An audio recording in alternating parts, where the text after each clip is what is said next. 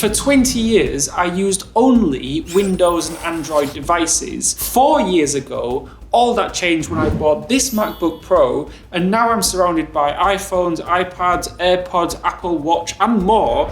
And I love the Apple ecosystem more than I ever thought that I would, mainly because of how Apple's devices and apps talk with each other. And that's because of Apple's ecosystem synergy effect, where the sum of its parts are greater than each individual component. In this video, I'm going to go through 19 of the most impressive ways Apple devices and apps work together, a couple of which were only literally launched a week or so ago. But it's these small features that really do help streamline your day.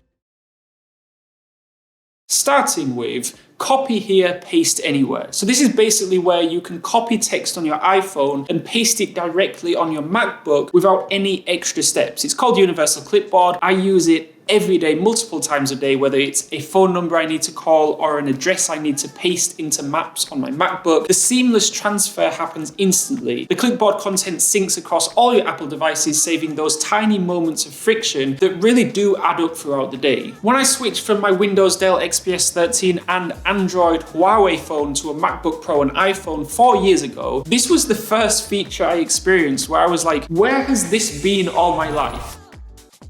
Similarly, Handoff takes device switching to another level. So if you start drafting an email on your iPhone during, let's say, your commute, then you can pick up exactly where you left off on your MacBook when you reach your desk, and then the icon appears in your dock waiting for you to continue. And this works with Safari, with Mail, with Maps, Messages, Reminders, Calendar, Contacts, Pages, Numbers, and Keynote. And I found this particularly useful when researching something on Safari across multiple devices. No more sending links to myself or losing my place. For example, I'll be watching a YouTube video on my Apple TV just behind me, and then I'll go into my bedroom, which is also just behind me, and I'll open up the YouTube app on my phone, and it pops up the video I was watching on my TV, so I don't need to go and find it and then scrub through the video to get to where I was. And I like it because there's no setup required, there's no kind of sync now button to press or settings to configure. Your devices simply recognize each other through Bluetooth and your Apple ID and seamlessly pass your activity back and forth. This perfectly embodies Apple's kind of it just works philosophy, removing technological friction that we've all grown so accustomed to that we barely noticed was there. File transfers between devices used to be a pain point, so emailing files to yourself or using USB drives or fighting with cloud storage. AirDrop eliminates all that friction, so when I need to send a very cute kitten video from my iPhone to my MacBook, I don't mess around with file transfers, I just AirDrop them instantly, and it works between any Apple device in proximity, whether you're sending photos or videos or documents or links. The speed is very impressive, even larger files transfer within seconds. Again, as with the first two features I mentioned, I use this feature multiple times a day. Each time I use it, it saves me time. Your iPhone has a professional grade camera, so why not use it for your video calls? So Continuity Camera lets you use your iPhone as your MacBook webcam, which provides significantly better quality than built-in webcams. The feature activates automatically when your iPhone is nearby and you open a video app like Zoom or Google Meet on your MacBook. There's even a desk view feature that uses the ultra-wide lens to simultaneously show your face and a top-down view of your desk, perfect for demonstrations or showing physical products during meetings. So I use this regularly when I need to sketch something out for a client or showcase items without kind of awkwardly adjusting my camera. When filming or taking pictures with your iPhone, your Apple Watch automatically becomes a remote viewfinder, right? So you can see exactly what your phone is seeing right on your wrist, and you can control the camera remotely, switch between front and back cameras, and even set a timer. And this is invaluable when shooting, for example, B-roll for this video, or those kind of tricky shots where I need to be in front of the camera, but still want perfect framing. Transform your iPad into a second screen for your MacBook with just one click. So Sidecar extends your desktop, giving you more screen real estate when working away from your main setup. And I often use this in coffee shops when I need to kind of reference documents while writing, or when I want to keep communication apps visible while focusing on a main task. The iPad maintains touch functionality, and you can even use Apple Pencil for precise input on supported apps.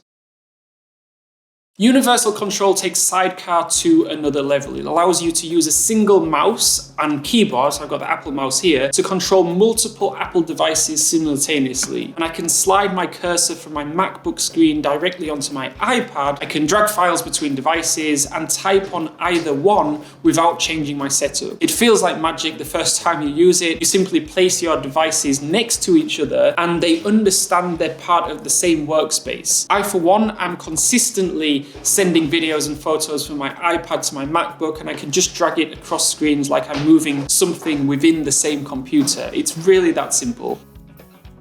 All your documents, your photos, and your files available on every device instantly. Now, this seems basic until you experience how seamlessly Apple implements it. You can start a document on any device and it's immediately available everywhere else. What makes this particularly powerful is how it works invisibly in the background, maintaining the perfect sync or the perfect updates. So when I update a document on my MacBook, it automatically updates the document on my iPad mini, on my phone, on my Mac, any other device that is Apple. So I don't need to keep manually hitting the save button or uploading documents onto all the separate devices.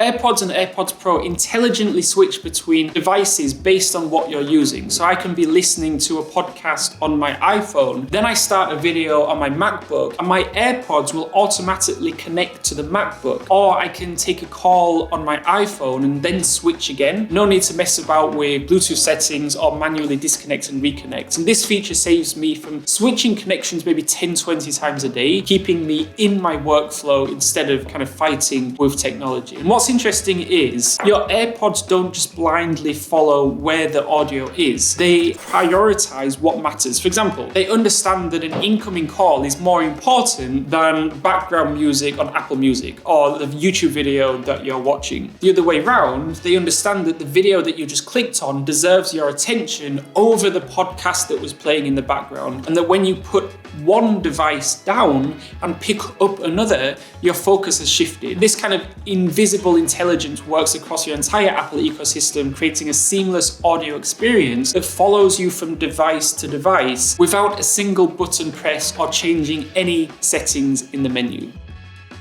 When traveling in a plane, for example, with a partner or a friend, you can connect two pairs of AirPods to one iPhone or iPad. So you just bring the second pair close to your device, you tap share audio, and you're both set to enjoy the same content. Each person can control their own volume independently, and the audio stays perfectly synchronized. It's so much better than the kind of old school wired headphone splitters, and makes shared viewing experiences on like flights or commutes much more enjoyable. When I enable Do Not Disturb mode on one device, it automatically activates across all my Apple devices, and this creates a distraction-free environment no matter which screen I'm looking at. I set up specific focus profiles for deep work, meetings, personal time, and sleep, each with customized notification settings. So when I'm in deep work mode, my watch shows a very simplified face with only essential information. My MacBook blocks distracting apps, and my iPhone, very important, silences all but emergency contacts. So for me, my mornings are by far the most productive time in the day. At 7 a.m, I go straight to a coffee shop. I do about 4 hours of deep work. No emails, no messaging, no calls, no distractions, just deep focused work. And this is possible very easily by tapping one button on my phone, which is just Do Not Disturb mode or focus mode, and then it prevents all my Apple devices from sending me any notifications. I also have a couple of family members as my emergency contacts on my phone, so if they call me, those calls would actually still get through. But for everyone else, they're blocked, at least while I get the majority of my work done in the morning. The Reminders app, which is basically a very simple task list, might seem basic, but the cross-device integration makes it incredibly powerful for preventing procrastination. This is possibly the most important app on my phone. I keep my task list as a widget on my iPhone home screen, but any updates I make instantly appear on my MacBook, iPad, and Apple Watch. And this eliminates the kind of out of sight, out of mind problem with to-do lists. The location-based reminders are particularly useful. For example, you can have your shopping list automatically appear when you arrive at the grocery store, which is quite nice, or your workout app opens up as soon as you enter the gym. It is actually very clever.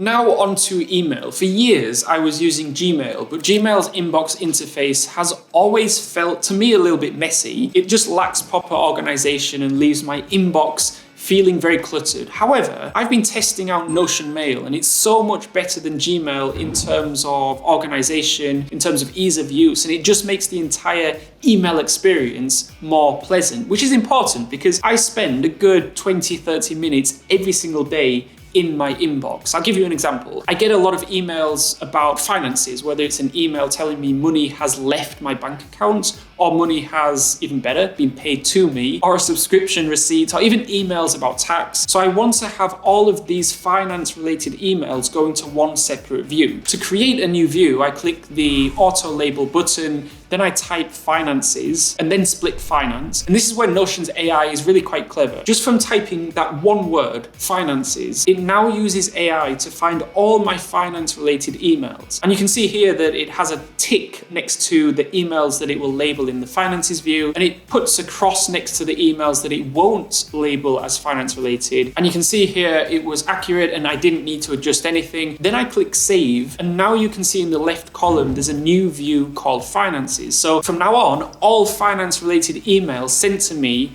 will be sent to my finances view. And if you're not using views or splits and you're receiving at least 10 emails a day, then I do recommend you try them out because it's so much easier when your inbox automatically categorizes an email for you based on where the email is from or what type of email it is. Shortcuts within Notion Mail are very intuitive too. Just learning a handful of shortcuts within Notion Mail will speed your workflow right up. For example, I have 7 emails here that went to my PlayStack view, and PlayStack is one of my other companies, so I want all emails going to PlayStack going into that view. And just reading the titles, I know I don't need to waste time clicking into any of them to read them, so I just hover my mouse over them, I press E on my keyboard repeatedly, and it will archive them all within seconds. Or let's say I want to send an email to spam. Firstly, I don't want to click into that email in case it's maybe a dangerous email. I just want to send it to spam straight away without opening it. So I just hover my mouse over the email and I use the keyboard shortcut exclamation mark,